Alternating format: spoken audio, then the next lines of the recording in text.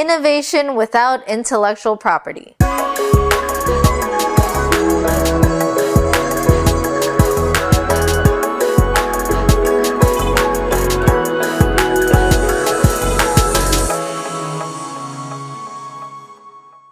Special thanks to brainchildengineering.com. Build and launch your invention. Under voluntarist philosophy, intellectual property through the monopoly of violence called the state is considered inherently unethical. To understand why, let's first define intellectual property. Intellectual property is the force of the state used to keep others from copying or deriving other works from a person's creative idea put into a fixed medium such as on paper or in a digital file. The reason why intellectual property cannot be upheld under voluntarist norms is that ideas are not themselves scarce. And in enforcing intellectual property, there is an initiation of force against others for how they use their wholly owned independent property. For a simple example, if someone were to make a drawing of Mickey Mouse using their own pencil and paper, that would be considered copyright infringement. Enforcement would involve agents of the state threatening physical violence against the person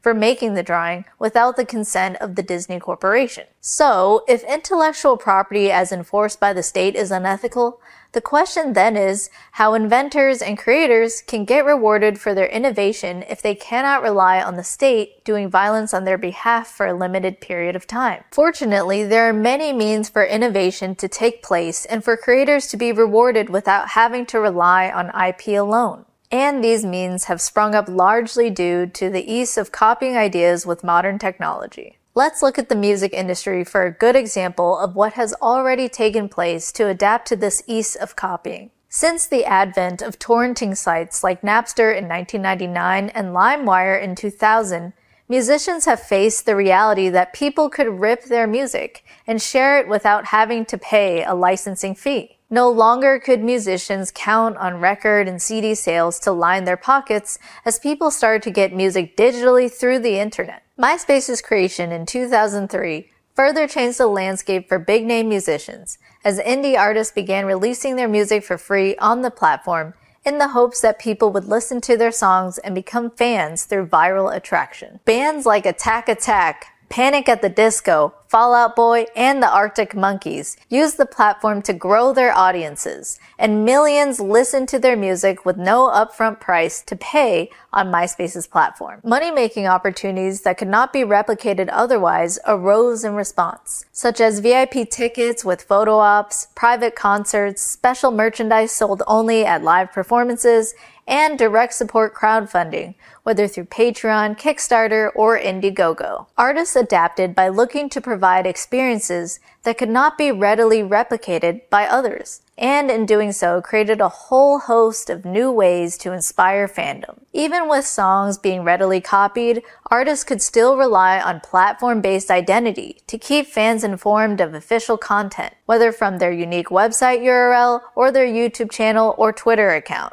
In this way, artists could prove original authorship through releases on their scarce channels. And demonstrating original authorship is looking brighter than ever now with blockchain technology. Using blockchain, creators in the future will be able to prove first-to-market creation via a decentralized blockchain system that stores a public record of when a work was first published. Using blockchain, artists and authors can have a means to prove origination to others. Of course, adaptation for those in the creative space is not the same as those who are making physical products, where significant research and development costs are involved. So, how do those who are innovating in mechanics and medicine get a reward for their work? Looking to the current landscape, it's important to realize that there is mass copying taking place even in the hard sciences. Chinese companies readily take the details for manufactured products and copy them with knockoffs. Engineering firms in the US attempt to reverse engineer drugs and electronic technologies to see how they can arrive at the same outcome using a different method from that which was patented. Dealing with these kinds of issues is where other kinds of incentives come into play. From meeting consumer demands and warranty to helping a research hospital find a cure. Those looking to innovate with or within a company will likely have to tie their innovation to contractual non-disclosure offerings. For example, if an inventor wanted to pitch their product to a company, those at the company would sign a non-disclosure with the inventor,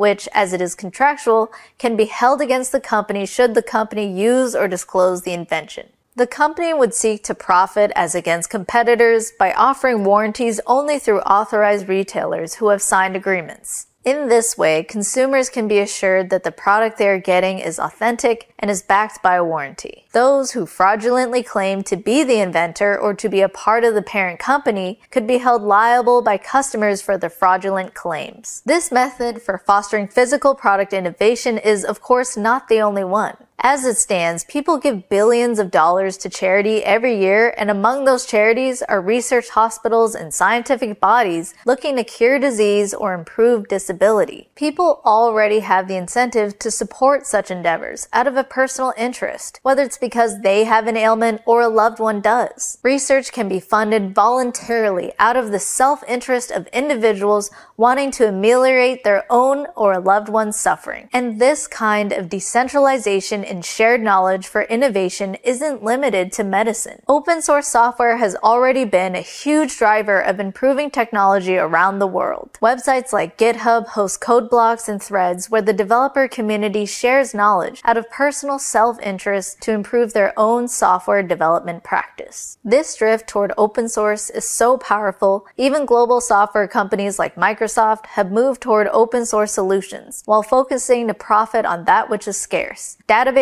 and storage. The reason why is that leaders in these companies have come to realize that sharing knowledge radically improves development quality and allows for quick adoption of new technology while still being able to profit off adjunct services. Open sourcing has shifted the market away from people trying to monopolize and profit off of an idea alone to profiting off of who can deliver the best customer service. When you see that intellectual property removal shifts the market from idea monopolization to competition in service, it becomes less frightening to see the direction of a free future in ideas. These means I discussed are not the only ways that people may innovate without intellectual property, but they do show from the existing world that adaptation can and will take place. Accepting an ethical future without state-based intellectual property is just a matter of recognizing that people will find a way to be rewarded for their creativity, whether that's through contract or through customer service. Thank you for watching and supporting my work.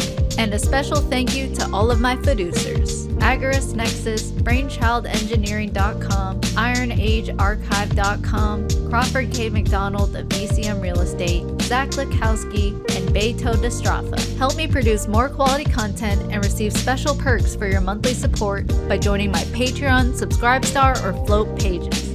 Check out my latest events at buyevents.com and grab some great merch at treesofliberty.org. See you soon! Yes, freeze!